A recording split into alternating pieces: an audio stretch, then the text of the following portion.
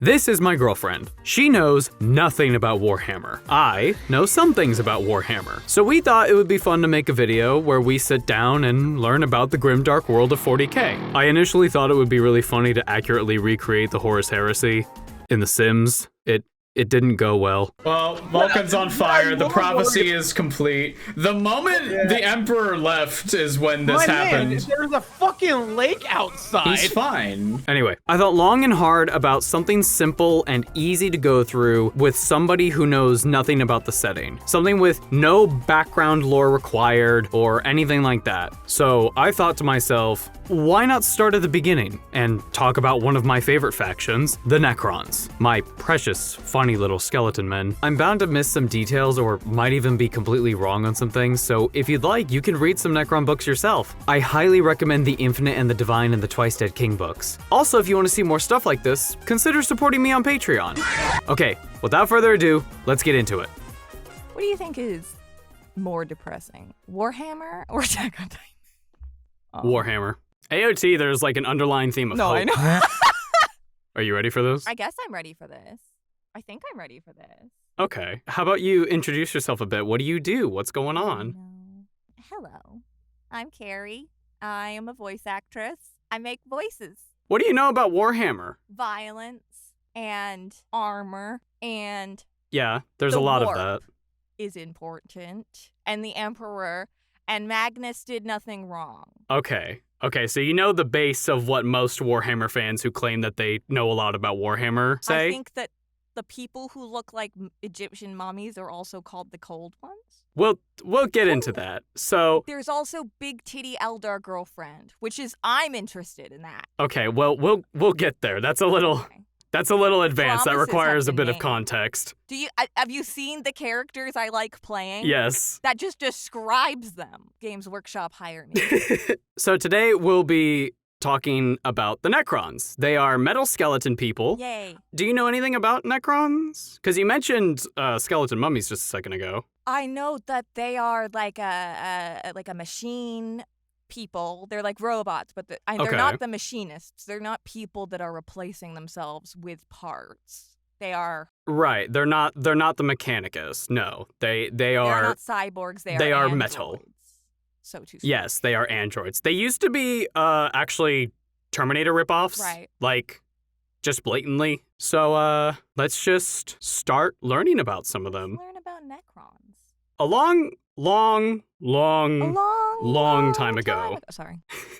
A long time ago, way before humans, Right. there were a race of people called the Necron tier. Now, the Necron tier lived on a planet that was extremely irradiated, and they suffered from horrible tumors and lived very, very, very short lives. I'm talking like, if you were 50 and you were a Necron, you were old. So like Mad Max, like War Boys kind of vibe. Yeah, Necrons lived very, very short lives. But their planet had one benefit. It had living metal. Like conscious. No, not exactly. It's very malleable. Right. So if you had like a spaceship and part of it broke off, it would just kind of heal itself. Oh, like Warbler. Yeah. Yeah, kind of like Warbler. I don't know what that is. It's cosplayers use. Oh, I see. This looks like a very happy bacterium. It's like Travis Scott. He's like Travis Scott. He's like, woo! One day, the Necron tier were visited by a race known as the Old Ones. They were super advanced, and they were really nice, and they helped a lot of lesser races ascend to the stars, and they were guiding them along the way. Kind of like Zonai. Ah, I see. However, much more than that, they were immortal. Like actually immortal or just live a really, really long time? Like It's unclear. deities or Time Lords? Time Lords. Okay, Think more so like Time probably Lords. live a very, very, very long time. Well, think of it like this. The Necrons see these guys. The Necrons, the most you're living is 50, and that's if you're lucky. Yeah. And you're not going to get like horrible cancer tumors. If these guys live even 1,000 years, that might as well be immortal. Yeah, no, fair enough. A couple sources I've read on say differently. Some say that they were immortal, some say that they weren't. But the big takeaway from this is the Necron tier hated these guys. They grew really bitter because they're like, well, why are you immortal and we aren't? Also, side note, for some reason the Old Ones, they just didn't help them out. I don't know why. Oh, maybe they didn't. Okay. Lame. And so, a war began. But because of how technologically advanced the old ones were, it went really bad for our Necron tier friends. Damn. The dynasties were being torn apart, there was fighting amongst themselves, and their people were just kind of overall dying out. However, some of the dynasties turned to studying the stars to find a weapon to fight back against the overpowering might of the old ones. Astrologian. They became astrologians. Healers solve all the problems. This is what we've learned. Kind of. They found something called the Catan. Now, the Catan are beings of pure energy that eat stars. Nom nom nom nom. Delicious. So, do you remember that living metal from earlier? Yes. Well, the Necron tier actually used them to make bodies for these guys. Okay. They called them star gods. Wait, the things that eat the stars are the star gods, or the things that eat the stars called the Necron star gods? The Catan are also known as the star gods. Okay. Sorry, I'm dyslexic. It's hard. No, you're fine. One Catan approached the ruler of the Necron tier named Zarek, the Silent King. How come the star body looks like Jack's? We're not going to talk about this. Okay. That's a whole other thing. I'm sorry. I'm going too far off. If you want to overwhelm our audience, we can have a podcast where we just talk about Vanderpump Rules, but that is not today. We are not talking about that today. To Warhammer.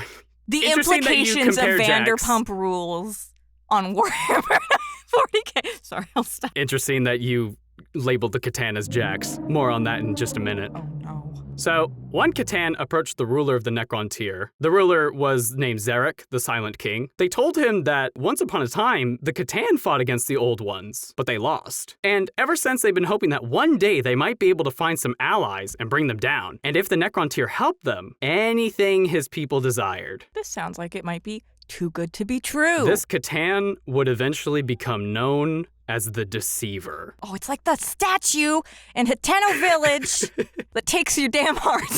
The Star Gods spoke of something called biotransference. It's a process that creates the Necron tier's new bodies. Powerful bodies. Immortal bodies. Now, because he's a king, he's got a royal court, right? Right. And so, Zarek is talking to his royal court, and one of his advisors, Orican, the diviner, objected and says that he foretold that the Necron tier would win the war if they took this deal, but they would lose a part of themselves and be doomed forever. However, Zarek, with his splintered and dying people weighing heavily on his mind, ignored the diviner and accepted the deal. So Zarek's pretty stressed at this moment. Like, his entire people are dying. It's not great. And you've basically got one soothsayer who's like, oh, don't do this. It's bad. But at what point do the benefits outweigh the negatives, you know? Right, yeah. Thus, it began. The Necron tier were chained and dragged to the colossal biofurnaces that roared with the screams of all who entered, burning away flesh and forging new bodies of living metal. Like flies, the Catan swarmed the furnaces, gorging themselves on the souls of the Necron tier who went into the flames. This is the scariest. It looks like the worst TSA experience I've ever seen. It's not great. Like, what if you went into the TSA and firstly, they put you in chains, and they put you through, like, a metal detector, but they light you on fire instead. Well, at that point, it's not my fault. You can't put me in chains and be like, oh, you get metal. Well, that's sort of, again, he's called the Deceiver. So, the Necron tier, went into the furnaces, and as their bodies were being burned away, their souls were getting eaten by the Catan. Right. Because little snack. And they were eaten well, let me tell you. Delicious. Delicious. Would go great with some garlic and rosemary. It was too late when Zarek realized what he had done. He condemned his people to become tools of war, to live without souls, to become slaves for all eternity. In that moment, the Necron tier became a memory, and the Necrons were born. Small little side note, as they became metal androids, all Necrons, except for Zarek, had a command chip put into their head so that they were just basically automatons. They were zombies. Right. So if their souls were eaten, yes, were all of them eaten, or did some of them get to go in these bodies? Warhammer has a unique thing of, like, there is a slight separation of the mind and the soul. Oh, okay. Like, there are races in Warhammer that are completely intelligent, but they don't have souls. It's a little odd. What would you say in Warhammer? Yeah. What would you define a soul as? Because I guess in my mind, a soul is kind of like the actual consciousness. Right. Like the spark of... That is not what it is in Warhammer. Your consciousness Okay. is your mind. Who you are is your mind. Your soul is like your heart, Like pretty a- much. Like a connection to divinity. It's like No. it's like your connection to Almost. divinity. Your connection to the out, like almost like in Final Fantasy, like a connection to ether. Yes, actually, very similar to that. With their bodies made of metal and the might of the star gods with them, the old ones were expunged from every corner of the galaxy. This is a war that Sucks to lasted. I want you to be ready for this. Okay. This is a war that lasted 5 million years. That's a bit. You're gonna learn very quickly that Warhammer likes to take a number and just add like a couple zeros to it. Okay, so what you're telling me is I need to work for Warhammer. Yes, pretty much. Basically, you'll have a planet who it's like, oh, we lost a bunch of men, and like a normal fiction thing would be like, we lost 200 men. And it's like, that's catastrophic loss. But in Warhammer, it's like, we lost 4 fucking billion dudes. So it's like when you're telling a story of something that happened, you're like, there was like 500 firefighters. That's pretty much all Warhammer is, yes. Oh, okay, I can jive It's with that. just exaggeration of exaggeration. However, Exaggeration station.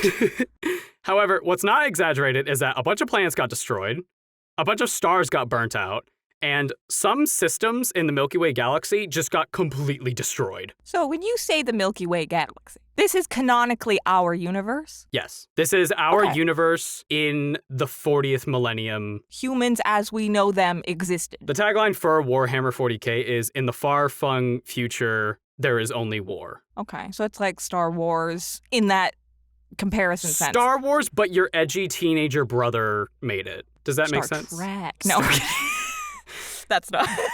Yeah, I understand. Yeah. Also, this war was really crazy because they were literally using stars and planets as ammunition. Oh, Yeah, like that's just hucking them at each other? yeah, to illustrate how strong the Catan and the old ones and the Necrons were, it was an absolute, like the galaxy got absolutely torn apart. Now, in the final stages of the war, Zarek began plotting to overthrow his Catan masters. He would turn the weapon that they created against them. And so, once the war was over with the old ones and the Catan were celebrating, they're like, woo, we did it! Zarek led all of his people that he has complete control over, turned them around, and started killing the Catan. Slight verification, they are beings of pure energy, so they can't really die.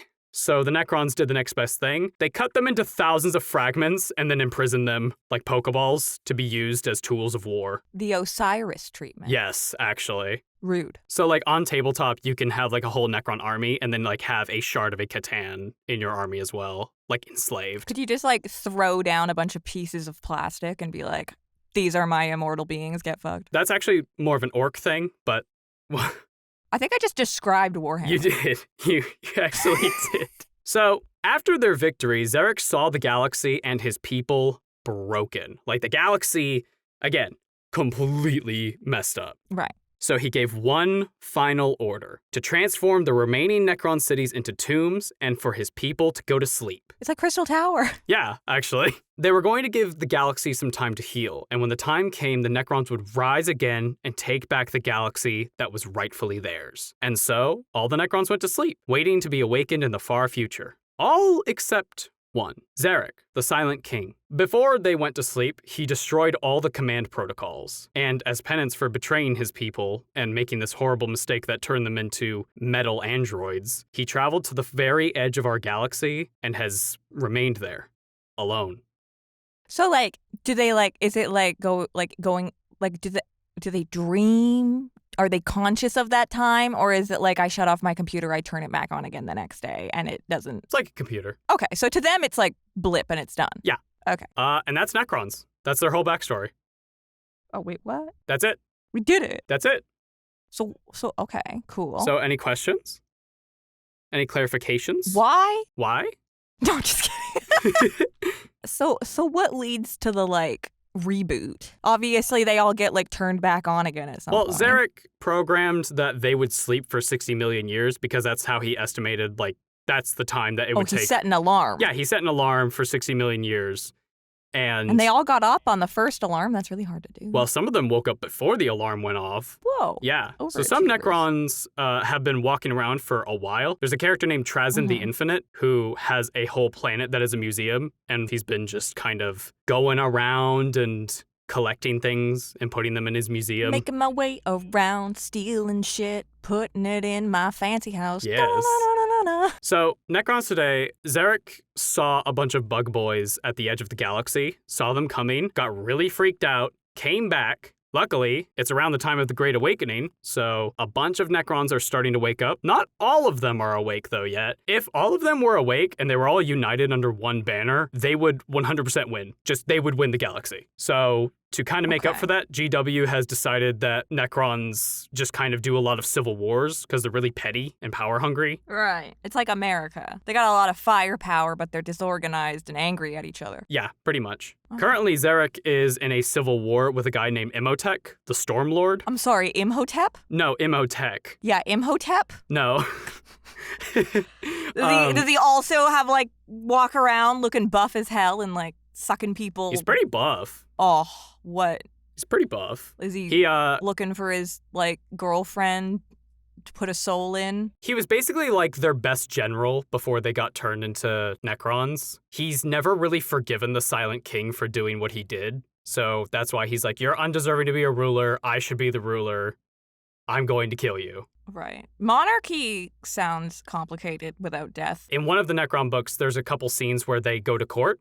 Because there's like a petty instance, and they're like, oh, the court only, the ruling was made only 12 years in. That's extraordinarily short. Oh, God. They also still do, like, theater. Okay, well, that makes sense. Like, I guess They're kind of stuck in the past. Their people can't really change. So they're, like, performing Shakespeare's plays over and over and They're over performing the Necron tier or Necron equivalent of Shakespeare's plays. It's like how Disney can't come up with any new movies lately. Yeah, those plays also last decades. Ugh.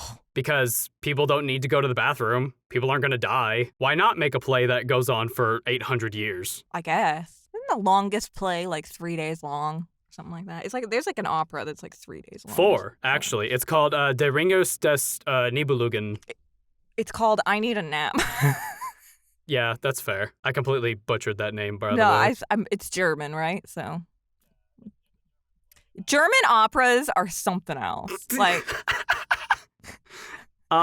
Anyway, yeah, that's Necrons. Sweet. How you feeling? How do you feel about this little short introductory into the world of 40,000, Warhammer 40,000? Well, I just kind of feel bad for them. Yeah, it's a really tragic thing, and that's most things in 40k, honestly, is that it's very grimdark and it's really like oh, it's metal, but a lot of it is just really sad. I mean, these guys are literally metal. Yeah, they're literally living metal, in fact. I like the idea that they can't feel time and they're told they have to go to sleep for like, what was it, 600,000 years? 60 million. Oh, I was just a bit off.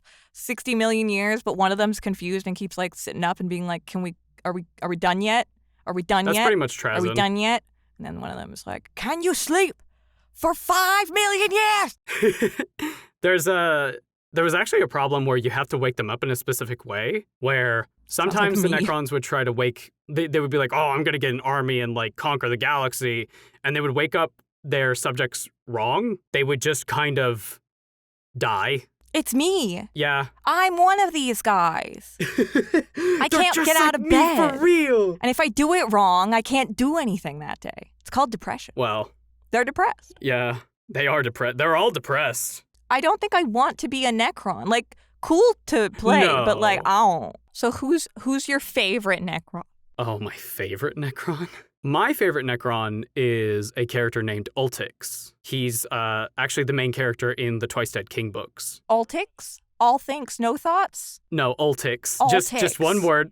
No. That's Lyme disease coming at you. Ultix. Ultix? Old ticks. Old ticks. Like when you start bouncing your leg and you haven't done that in forever. Oh, it's an old tick right there. And why do you like him? So in his book, he actually has parts of his personality divided into different, like, subroutines.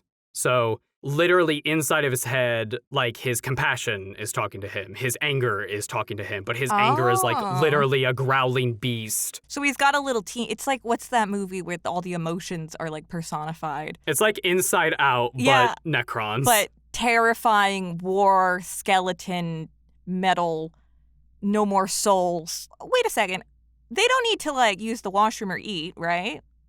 Nope. Do they sex? Do they have any kind of do they partner up? Is it like polyamory? Is it like do they have relations, or is it just kind of like an asexual, aromantic society? They can swap files. They can do this thing where they pay $20 each and then they can teleport right to each other. You know what they do? They share their Steam pages. That's what they do. Aww. They're sharing their library. Aww. And so, like, does that happen a lot? Is that, like, most people find a partner, or is that... No. Most just Necrons are pretty... once in a while, somebody spends time with someone, they're like, I enjoy you, let's share files. So, one Necron, that good old Traz in the Infinite, Mr. Steal Everything on the planet, he talks about how, in order to be immortal, you need a hobby. You need something to obsess over, otherwise you're gonna go crazy. No, fair. You should build like Warhammer or something. So a lot of Necrons will go into like a dynasty or have like a team of people, but a lot of them are pretty alone and they just find things to do. Imagine being told you need a hobby and just being like, I'm gonna just start a dynasty. I'm gonna just start a dynasty. You don't meet a girl like that every dynasty. I guess I'm just curious, like, if these guys are, you know, basically minds imported into metal, how individualized are they? Like, extremely. Okay, so they have individual wants and needs. Your average soldier, not by much, because the average soldier didn't really get to keep a lot of their mind, per se. But if you were a Necron Lord, like, your entire personality just got, like, booted over. So is it like a Chappie situation where, like... It's like Chappie. The being is dead. Like... Say there's a Necron named Jim. He's existing. Jim the Necron. Unfortunately, Jim goes into the fire. Jim no longer exists, but there's an upload of Jim's personality file in another robot. Pretty much. Is that kind of what's happened? So, like, the Necrons are dead in what they were. This goes into how the book talks about themselves. Like, when a Necron sighs, they are just exerting white noise from their vocal actuators. When they smile, it might just be the living metal kind of curving up slightly. Mm-hmm. They don't refer to their faces as faces. They refer to them as death masks. Oh, interesting. To all Necrons, the Necrons are dead. Are there like lady Necrons? Oh, of course. There's okay. trans Necrons. Oh, hell yeah. I can only imagine the body dysmorphia if you lose your body. You should read The Twice Dead King. Oh, no. Oh, yeah. There's a moment where a Necron goes to touch their face because some sand gets into it, and then they start having a panic attack. Because they can't feel it? It kind of spirals because it's like, I go to wipe the sand out of my eyes. I don't have eyes. I can't blink. I need to breathe. I don't have lungs. Oh, God. Oh, Jesus. Like, it's just, it's bad. Most Necrons just ignore it. They just ignore the anxiety part. That most people with mental health issues. Yeah, pretty much. Mm-hmm. One of my favorite things about the trans Necron is one character goes like, oh, the matriarch of this dynasty. And then Ultix looks up and he's like, I thought they had a patriarch. And the guy goes, no, that changed. When it's like, when you have a body of living metal, who cares, right? Yeah. But that's Necrons. Cool. Thanks for telling me about them. Absolutely. How do you feel? Do you feel overwhelmed or anything at all? No, I just feel bad for Necrons. Yeah, poor little Necron boys. Do you have any closing thoughts? Don't do this. Don't go into a biotransference if an evil ghost tells you to do it. Listen, this is a message to people in, 65,000 years forward? 65 million years ago. Don't go in the oven. It's Don't not going to be like Darth Maul. You're not going to get a kyber crystal. They're going to steal your soul and have a delicious snack. Delicious. You now are charcuterie.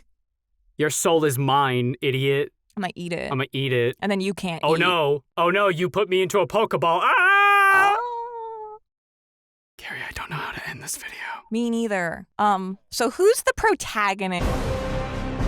Sorry for any background noise. They're currently cutting a tree down behind my house. I don't know why. Anyways, thank you for watching. This was honestly really refreshing and a lot of fun to do. I'm definitely looking forward to possibly doing more in the future. I hope you enjoyed it. Next time we'll be talking about something Kari's more familiar with. It's a little corny. Anyways, see you next time.